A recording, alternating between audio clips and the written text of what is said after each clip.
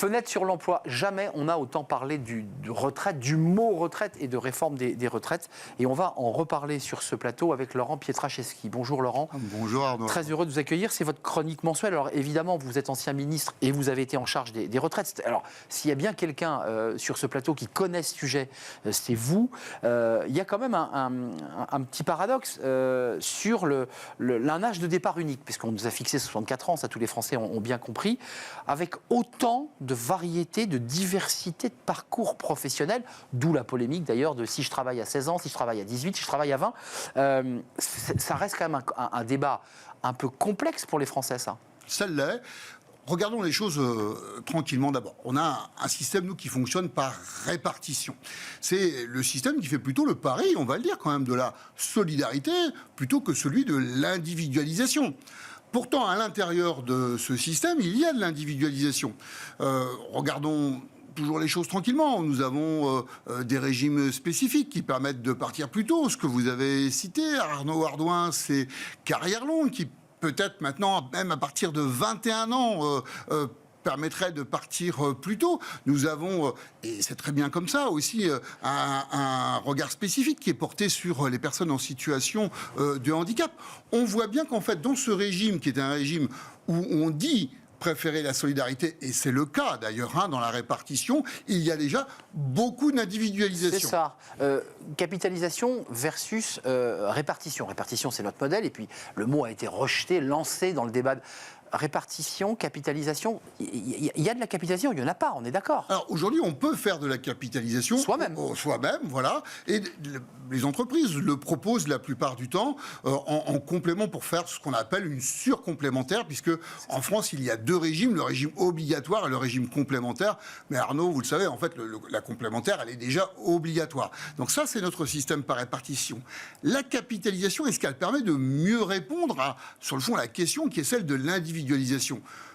Un rapide coup d'œil sur ce qui se passe outre-Atlantique, on va dire globalement dans les pays anglo-saxons, nous fait répondre que oui. Mais très franchement, avec quel coût social, même quel coût sociétal, parce que sur le fond, la capitalisation, c'est aussi faciliter la rente de situation. Si vous avez un revenu relativement conséquent toute votre vie, vous faites une épargne conséquente, et si vous êtes parmi les plus modestes, eh bien vous aurez bien du mal à vous acquitter de cette épargne, et vous devrez faire confiance à ce moment-là au filet de sécurité sociale. Vous savez, c'est le minimum des minimums, et c'est en cela que nous avons, nous, fait un autre choix de société. Alors vous n'êtes pas Olivier Dussopt, mais il y a eu le débat des 1200 € qui n'a échappé à personne. C'est un débat qui a cristallisé les tensions.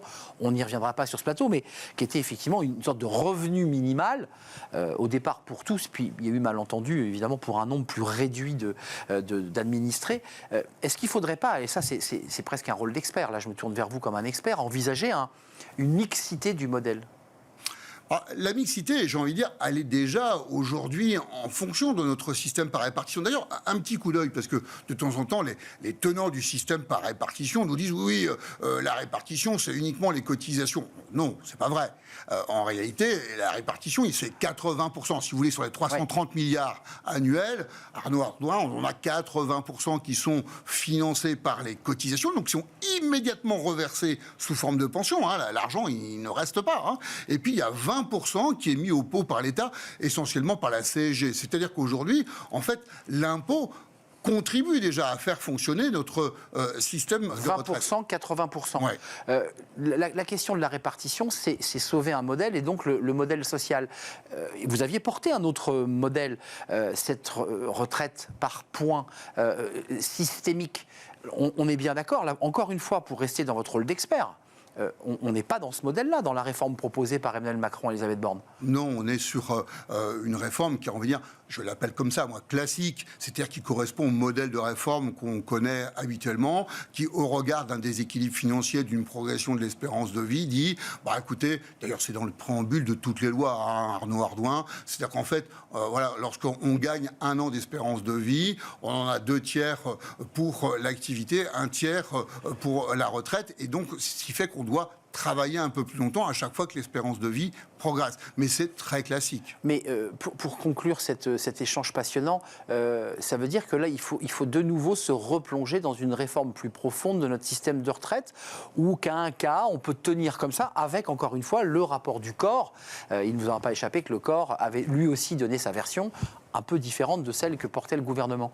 On faut tout réécrire, encore une fois ? Non, c'est un sujet de société. C'est vrai que les réformes des retraites, elles sont récurrentes et je ne veux pas prédire de choses difficiles ou compliquées, mais en fait, avec ce type de réforme classique, eh bien, on est condamné à revenir tous les 4, 5, 8, 10 ans sur ce sujet des retraites. L'intérêt de la réforme universelle, mais je ne veux pas faire de pub pour quelque chose qui a été abandonné. Bien sûr que j'y crois. Vous avez porté d'ailleurs. Voilà, j'y crois toujours.